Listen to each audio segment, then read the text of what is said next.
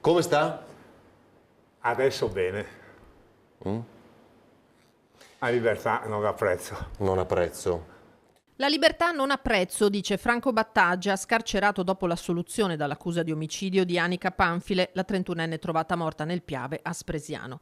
Nell'intervista esclusiva rilasciata a Ferdinando Avarino a Ring, i mesi delle indagini, l'arresto, la detenzione, 535 giorni per poi essere riconosciuto non colpevole. A 80 anni, dice, si soffre di più.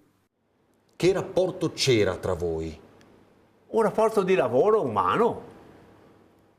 Un rapporto di lavoro, faceva il suo lavoro in pescheria, il suo lavoro in pescheria da me, assieme a altre 7-8 persone, era considerata tanto sul lavoro.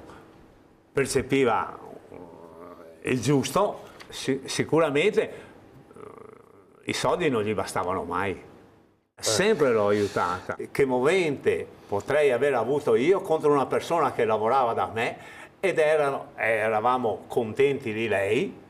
L'uccisione di Anica, un fatto che non sa spiegarsi. Non ho mai creduto che una persona potesse fargli del male se non all'infuori di suo marito, che aveva il terrore, conosceva la vita. Pertanto io credevo che fosse morta più di un attacco al cuore, e tanto è stato accertato che Per le sostanze... il 50% di probabilità era che sia morta di overdose. Non sapevo dell'uso di sostanze stupefacenti da parte di Anica, continua Battaglia, convinto, come il suo difensore, l'avvocato Fabio Crea, che a ucciderla e a gettare il corpo nel Piave siano state più persone. Mi pare evidente che se c'è stato una morte per soffocamento e nella dinamica un afferramento dei polsi, vedo difficile che sia stato un unico esecutore. Parla del suo passato, il carcere per omicidio, quel reato lo ammette senza esitazioni, legami solo di conoscenza, non di partecipazione alle loro azioni con la mala del Brenta.